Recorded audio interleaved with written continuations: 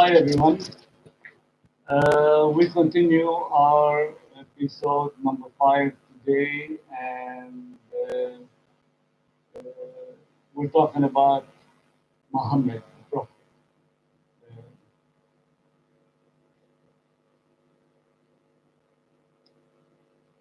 Okay, now Muhammad. Who is Muhammad? Why chosen for this mission? Now, history we receive basically like storytelling over the years, centuries after he died, transmitted to us through ages by mostly words of mouth, registered by some and kept by others until we got it today from sources of a century after Muhammad died.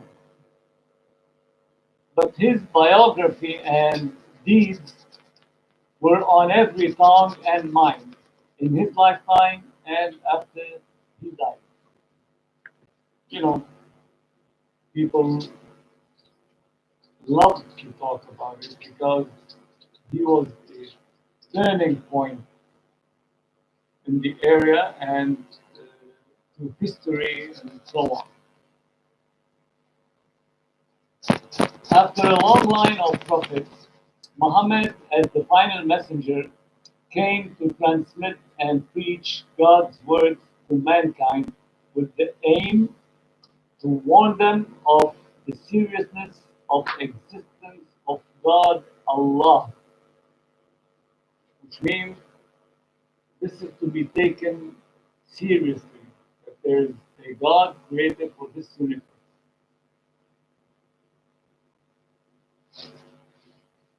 And to warn them of good and bad, and that everyone is responsible for his or her deeds.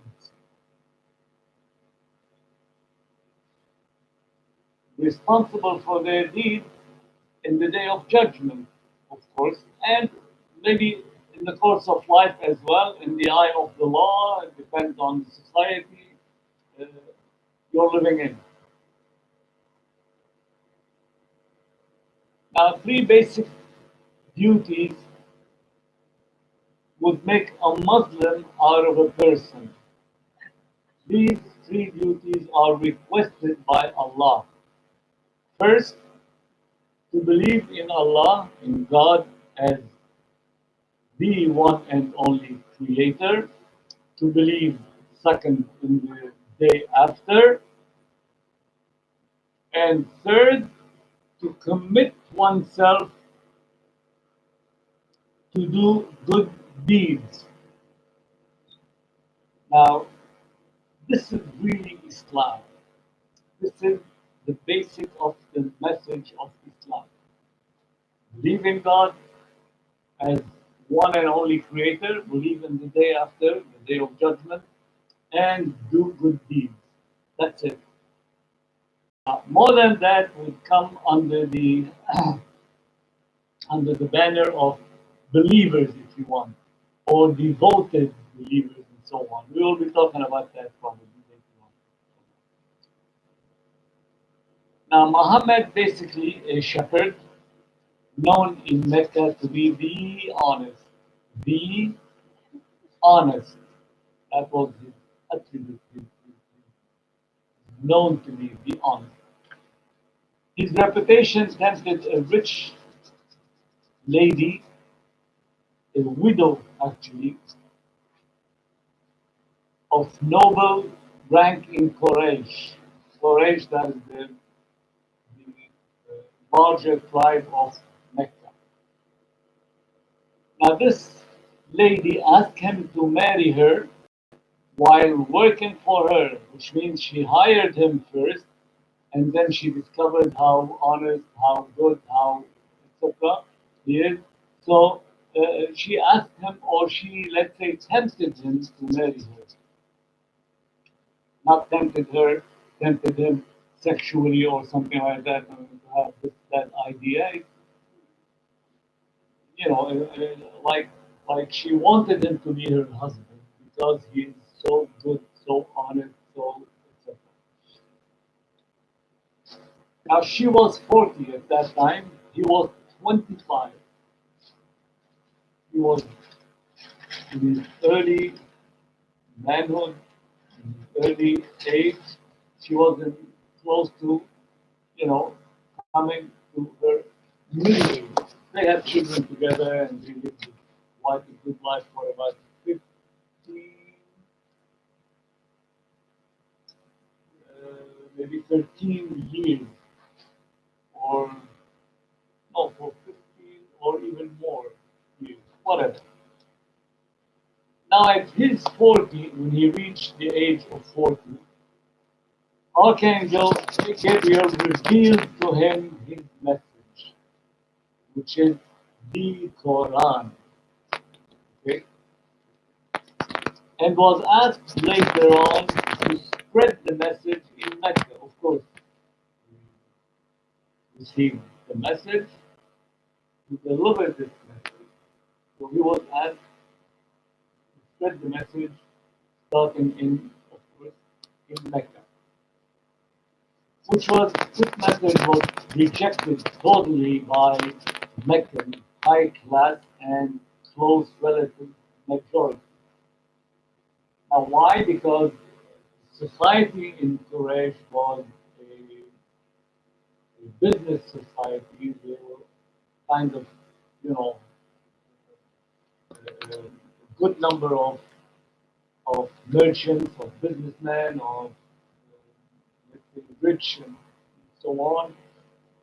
The way they run their business, as they are the passing point between Yemen and Damascus. So all tribes who do business, they have to stop in Mecca. Okay.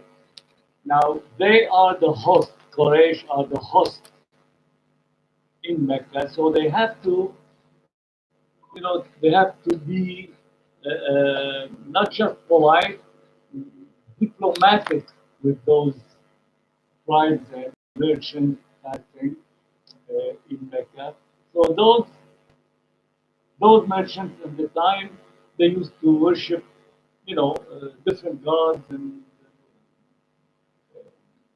and they do little statues and from stone, from wood, from even dates, and they used to put it inside the Kaaba.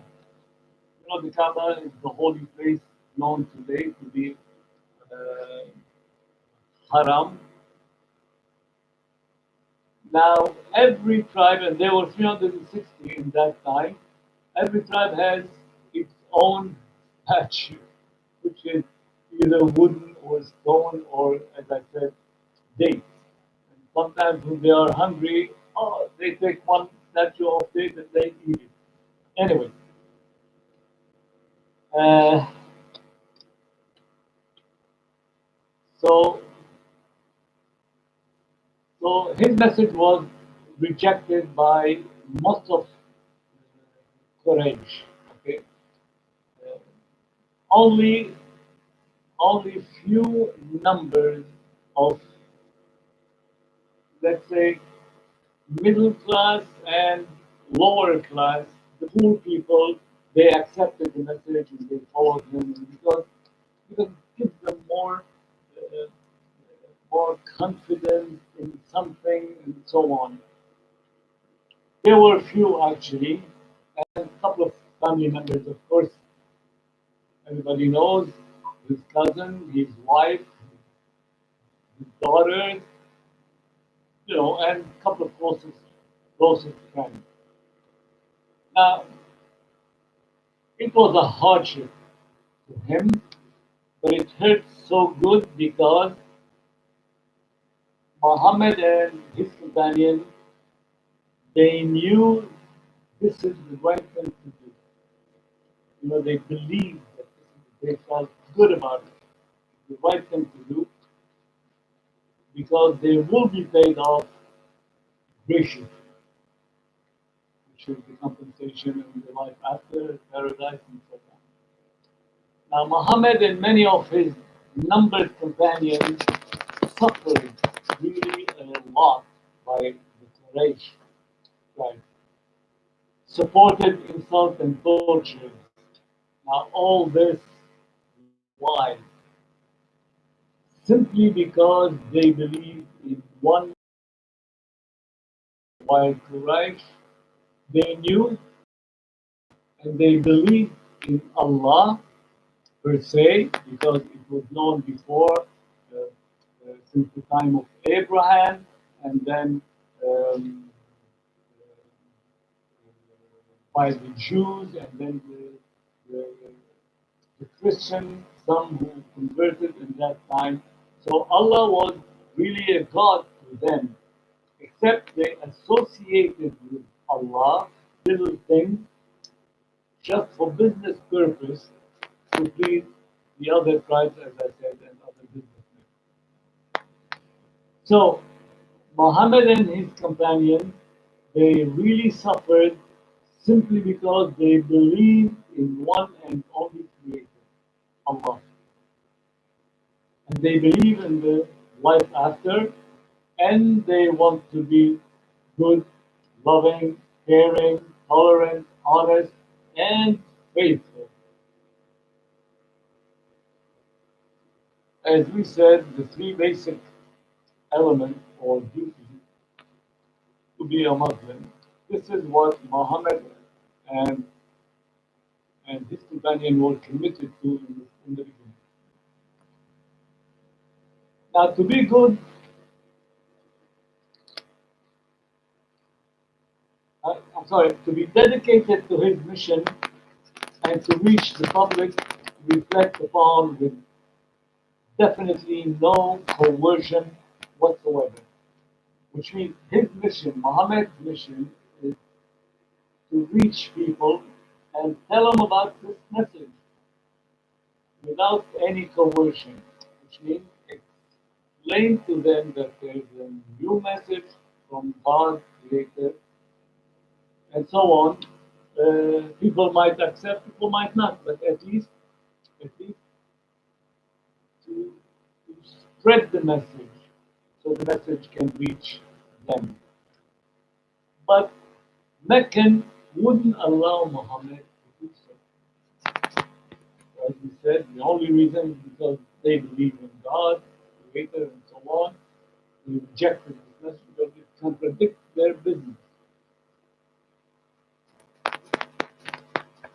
So this is what Muhammad was after, just deliver the message, and this was his assignment.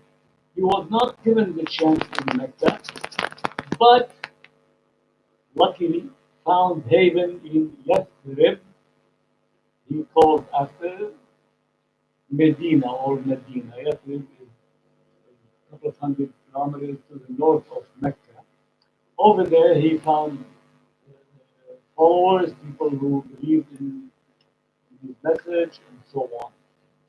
Now, at this time, his followers multiplied enormously, and they embraced Islam for the like of the concept, for the peace and tranquility, for contentment and security, which is provided by this message. All of which was lacking and unattainable in the desert. So this message by Muhammad came to provide all this to them, so they felt good about it.